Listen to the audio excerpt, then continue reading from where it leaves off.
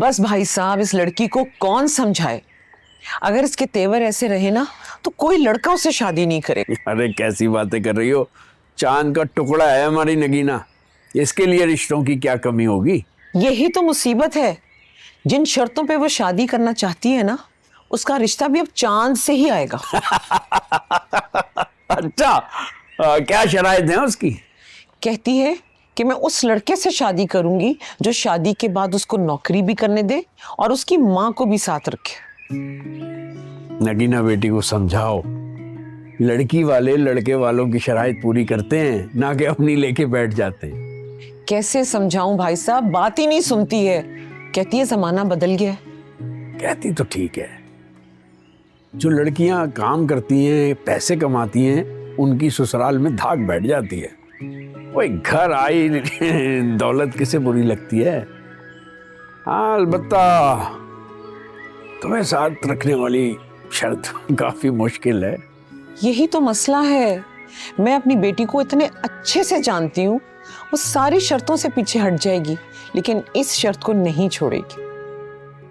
वो तुमसे मोहब्बत ही इतनी करती है, हमेशा तुम्हारे साथ रहना चाहती है। अब ये मोहब्बत मेरे लिए मसला बनती जा रही है। शादी के बाद एक लड़की अपने शौहर के साथ जिंदगी गुजारती है, ना कि माँ के साथ। मैं आपके लिए कुछ बनाती हूँ, खाना वगैरह तैयार। अरे नहीं नहीं, मुझे कहीं जाना है। तुम एक काम करो, ये रख लो। भाई साहब, आप इतने अरसे से हमारे लिए इतना कुछ करते आ रहे हैं, कब तक करेंगे? तुम ऐसा क्यों सोचती हो? मैं तुम पर कोई एहसान नहीं कर रहा, बस बड़ा भाई होने का फर्ज निभा रहा हूं। लेकिन इसका कतई ये मतलब नहीं है कि तुम मेरे लिए खाना ना बनाओ बैठा हूं। नहीं नहीं, मैं आपके लिए खाना बना।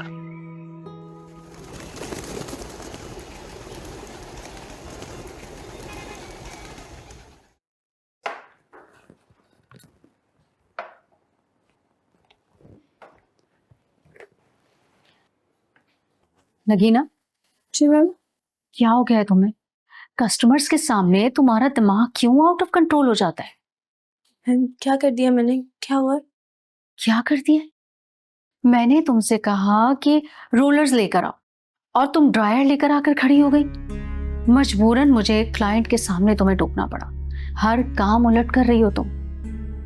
वो देखो नगीना, मेरे सब्र का इम्तिहान मत लो।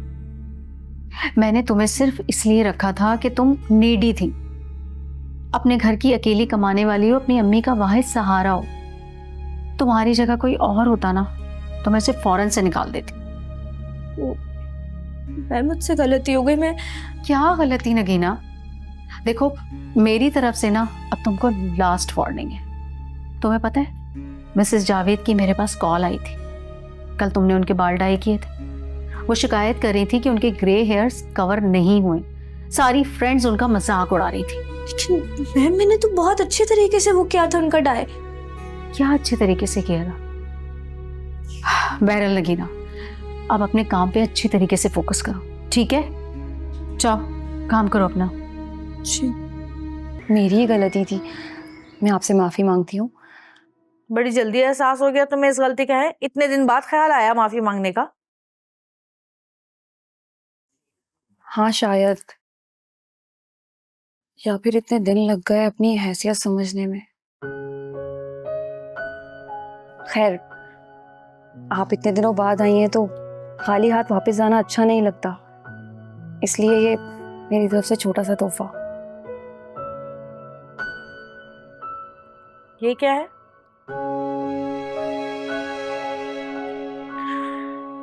भाई मैं ना ये आर्टिफिशियल ज्वेलरी नहीं पहनती। अच्छा, इमिटेशन ज्वेलरी से ना मुझे वो हो जाती है एलर्जी। मलका बाजी पहले देख तो नहीं एक दफा। तबस्सुम, तबस्सुम जरा यहाँ आओ। एक तो इन्हें भी चैन नहीं है।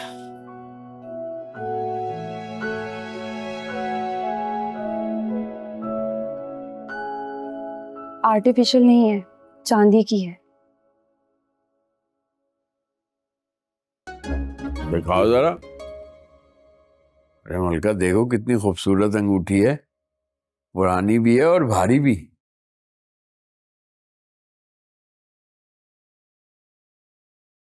ठीक ही लग रही है। अब तुम इतना कह रही हो तो मैं रख लेती हूँ, वरना मेरे पास तो चांदी की 3-4 और सोने की भी 5-6 अंगूठियां पड़ी हुई हैं घर पे। कोई बात नहीं, एक और रख लो। रानी इतने प्यार से दे रही है, ये सिर्फ तुम्हारी भाभी नहीं है, तुम्हारी तायाजाद भी है। इसका नहीं तो कम से कम अपने मरहूम ताया का ही ख्याल कर लो। उन्हीं का ख्याल है अब्बा जान। जब भी मैं इसको तबस्सुम से अलग समझती हूँ, ज्यादा तरजीह देती हूँ इसको। खैर मैं तो इसे अपनी कजन समझती हूँ, लेकिन ये हमेशा मुझे अपनी नंद ही समझती है, नंद का दर्जा देती है मुझे ये। हाँ तुम ठीक कह रही हो, मैं ही रिश्तों का एहतराम भूल गई थी।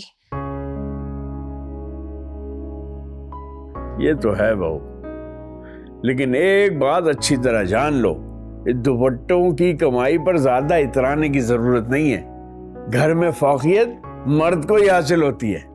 बिल्कुल ठीक कह रहे अब्बा जान। अरे हमारी भाभियां तो खुशकिस्मत हैं जो इनको यहाँ पे इतनी आजादी मिली हुई है, कोई पाबंदी नहीं है, कोई रोक टोक नहीं है। मुझे देख लो, कितनी बदनसीब हूं मैं।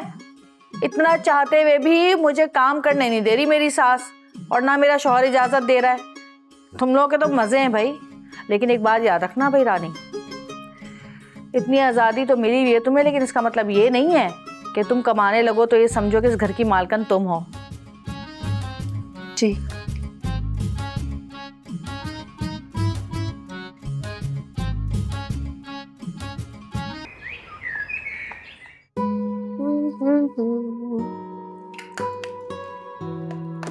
ये तो शुक्र है कि एहसान को मेरा बर्थडे याद रहा। अब देखते हैं कि क्या बर्थडे गिफ्ट देता है मुझे।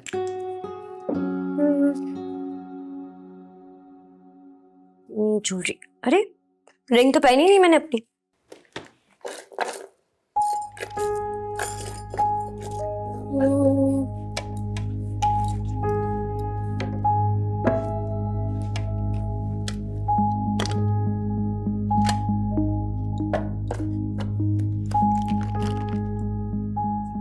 रिंग कहाँ गई मेरी? यहीं तो उतारी थी मैंने।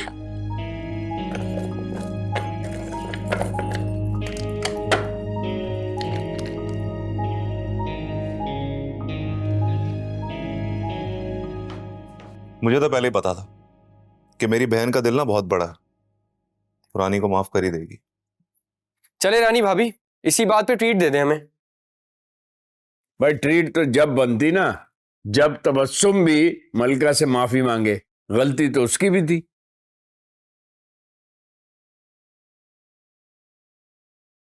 ठीक है बजान, मैं अभी बुलाता हूँ तबस्सुम को। बुलाने की जरूरत नहीं है मुझे एहसान, मैं खुद ही आ गई हूँ।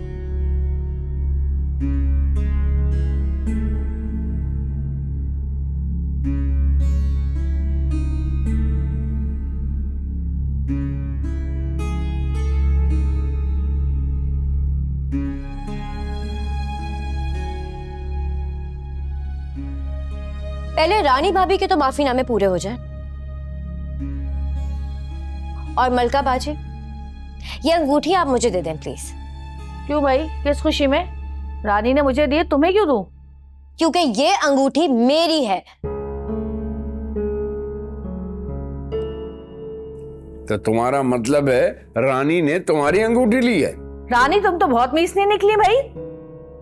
अब्बा जान मैं सच कह रही हूँ, ये चांदी की अंगूठी मेरी अम्मी की है। चांदी की रिंग थी वो, और उस पे मैंने सोने का पानी चढ़ाया हुआ था।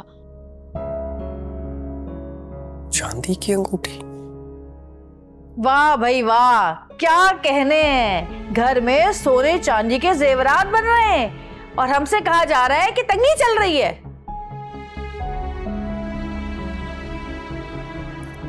मैंने वो अंगूठी बहुत पैसे जमा करके ली थी।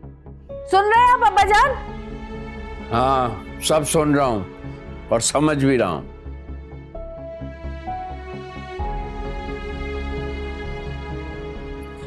तबस्सुम भाभी, आप अपने कमरे में ही देखिए ना अंगूठी। मैंने अच्छी तरह से अपना पूरा कमरा देख लिया, कहीं पे भी नहीं है वो। लाए मलका बाजी, दे मुझे अंगूठी। अब्बा जान, अभी और जिल्लत करानी बाकी है मेरी, तो वो भी करा ले।